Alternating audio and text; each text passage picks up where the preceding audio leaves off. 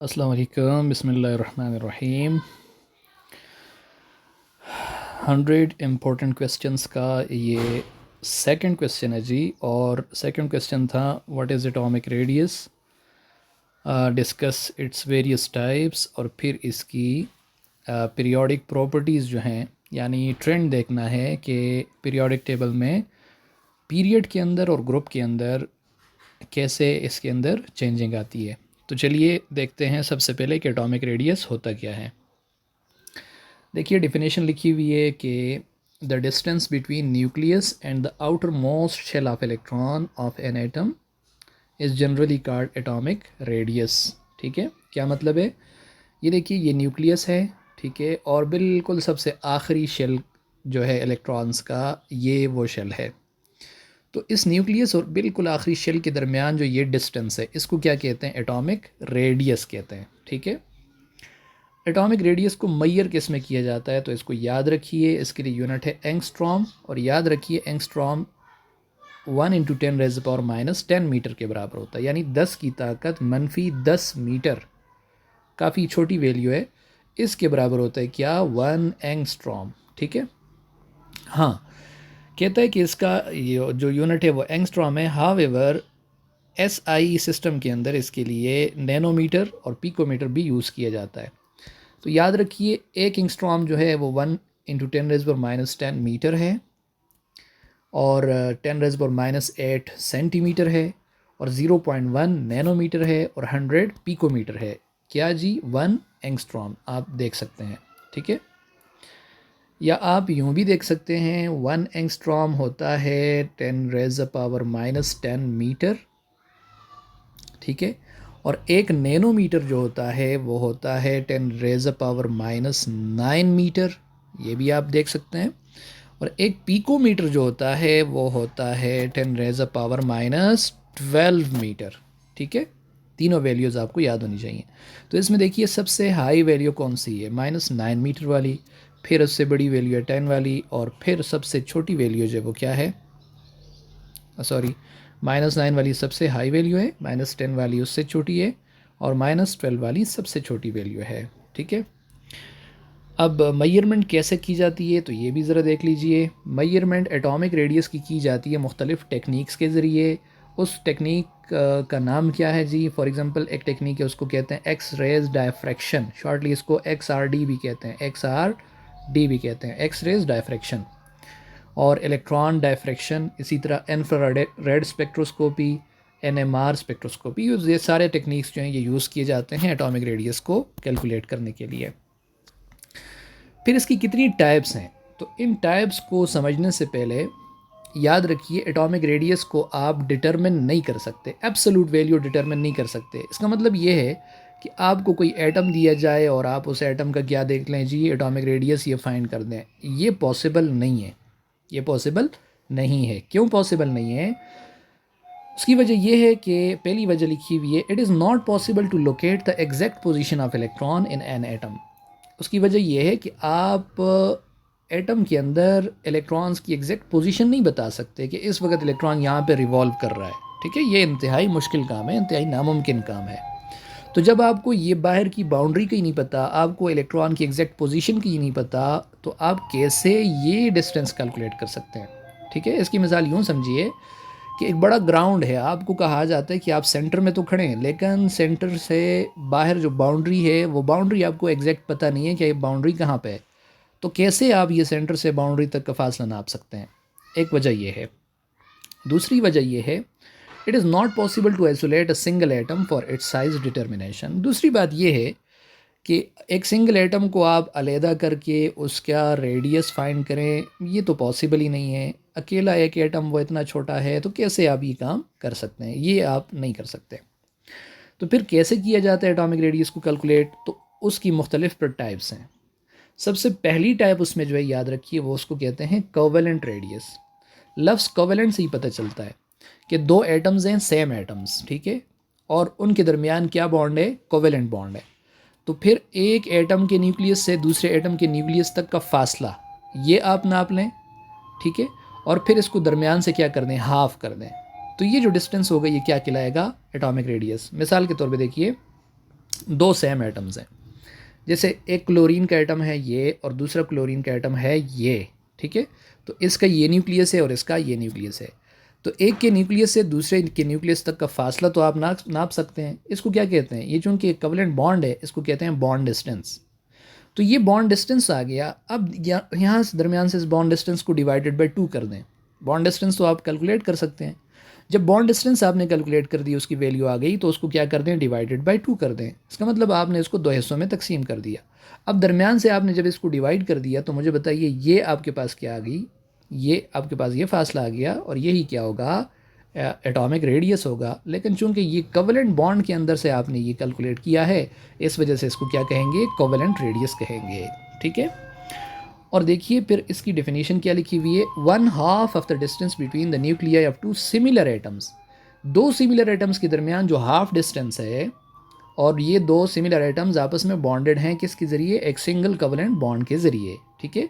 तो इनके दरमियान जो हाफ डिस्टेंस होगा, यानी बॉन्ड डिस्टेंस का जो हाफ होगा, वो क्या कहलाएगा, एटॉमिक रेडियस। और ये एटॉमिक रेडियस कौन सा होगा, कोवेलेंट रेडियस होगा। फॉर एग्जांपल क्लोरीन, 2 एटम्स आपस में मिलते हैं, क्लोरीन का एक मॉलिक्यूल बनता है, इनके दरमियान जो बॉन्ड लेंथ है, बॉन्ड डिस्टेंस है, वो कितना है, 198 पिकोमीटर। तो अब आपने कोवेलेंट रेडियस फाइंड करना है, तो इसी को डिवाइडेड बाय क्या कर दें, 2 कर दें। तो ये देखिए 198 डिवाइडेड बाय 2 कितना हो जाएगा, 99 पिकोमीटर। और ये क्या आ जाएगा, एक क्लोरीन का रेडियस आ जाएगा और इसको कहा जाएगा कोवेलेंट रेडियस ऑफ क्लोरीन। उसके बाद है वंडरवाल रेडियस। वंडरवाल रेडियस देखिए आपको पता है, 2 मॉलिक्यूल्स के दरमियान फोर्स ऑफ अट्रैक्शन कहलाती है इंटरमॉलिक्यूलर फोर्स, और उस इंटरमॉलिक्यूलर फोर्स की एक टाइप है वंडरवाल फोर्स, ठीक है। तो अब देखिए ये एक मॉलिक्यूल है फॉर एग्जांपल, और ये दूसरा मॉलिक्यूल है। तो एक मॉलिक्यूल और दूसरे मॉलिक्यूल में देखिए ये जो एटम है और ये जो एटम है, लाजमी बात है इनके दरमियान क्या है, फोर्स ऑफ अट्रैक्शन है, जिसको इन लाइनों से क्या किया हुआ है, शो किया हुआ है। और ये वंडरवाल अट्रैक्शन है या वंडरवाल फोर्स है। तो अब इनके दरमियान ये जो डिस्टेंस आ रहा है एक एटम से दूसरे एटम, यानी ये पूरा एक मॉलिक्यूल है, ये दूसरा मॉलिक्यूल है, और एक मॉलिक्यूल का एक एटम दूसरे एटम के साथ क्या है, अट्रैक्शन में है। तो इनके दरमियान ये डिस्टेंस आप नाप लें, ठीक है, इसको कहेंगे वंडरवाल डिस्टेंस। और इसको डिवाइडेड बाय 2 कर दें तो ये क्या कहलाएगा, वंडरवाल रेडियस कहलाएगा। और याद रखिए वंडरवाल रेडियस हमेशा ज़्यादा होता है, इसकी वैल्यू ग्रेटर आती है। उसकी वजह क्या है, चूंकि ये फोर्स ऑफ अट्रैक्शन क्या है, वीक है, जिसमें 2 मॉलिक्यूल्स आपस में बिल्कुल करीब नहीं होते, ज़रा दूर होते हैं लो अट्रैक्शन की वजह से, तो फासला ज़्यादा होता है। अब जितना फासला ज़्यादा होगा तो डिवाइडेड बाय 2 करेंगे और रेडियस भी उतना ही ज़्यादा आएगा, ठीक है।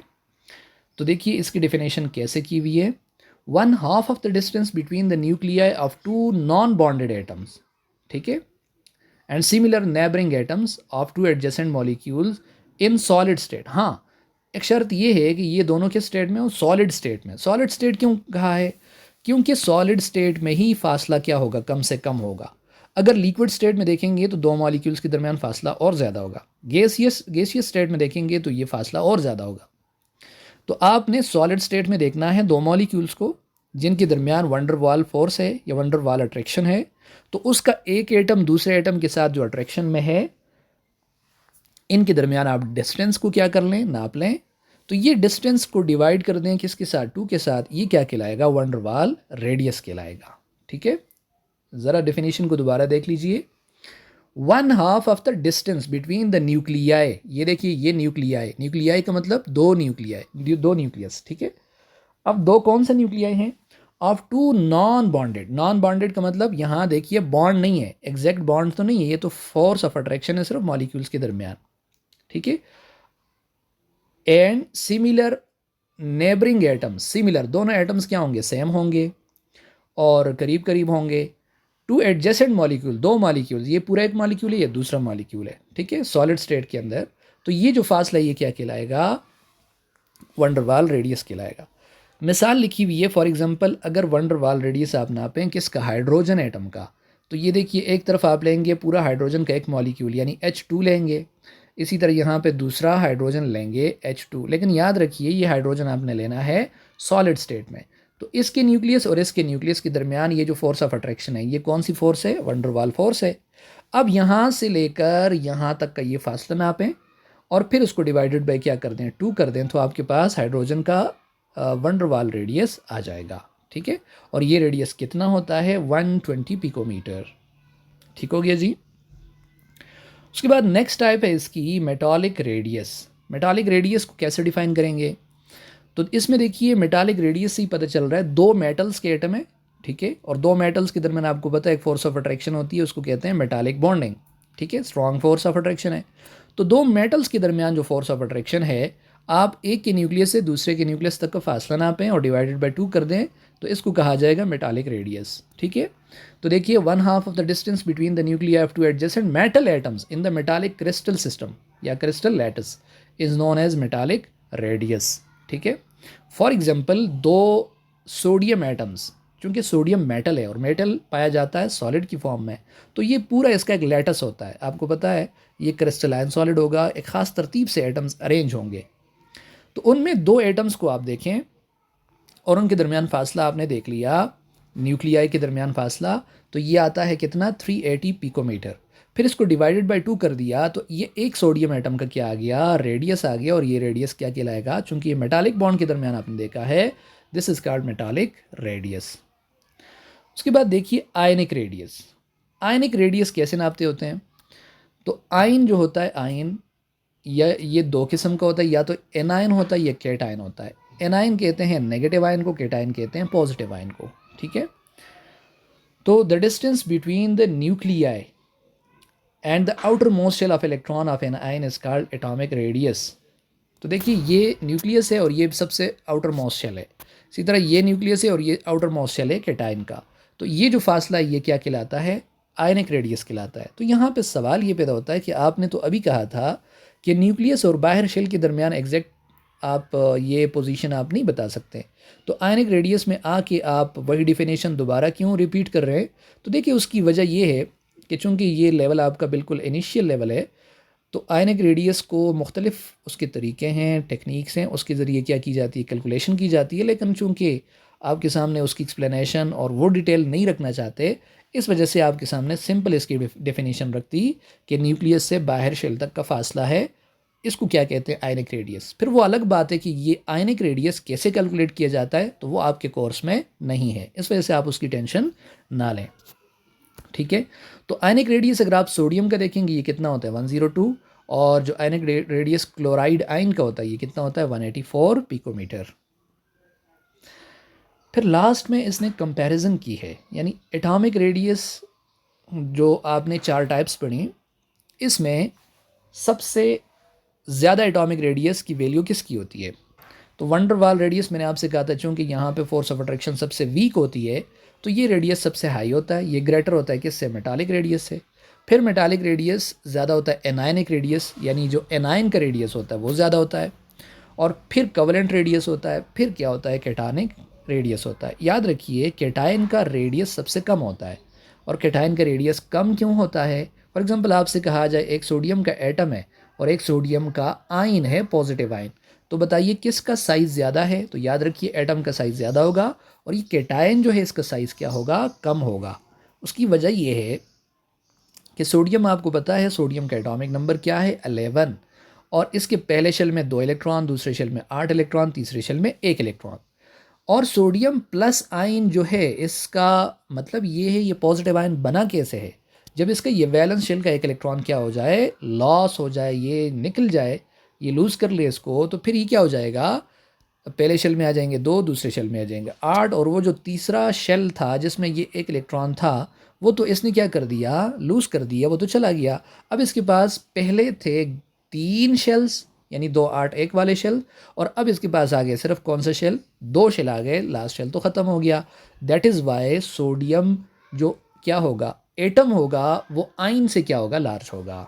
ठीक है, तो चलिए यहाँ तक एटॉमिक रेडियस और उसकी टाइप्स पे हमने डिटेल से बात कर ली, और तमाम डिटेल तमाम उसके हवाले से हमने इसको डिस्कस कर लिया।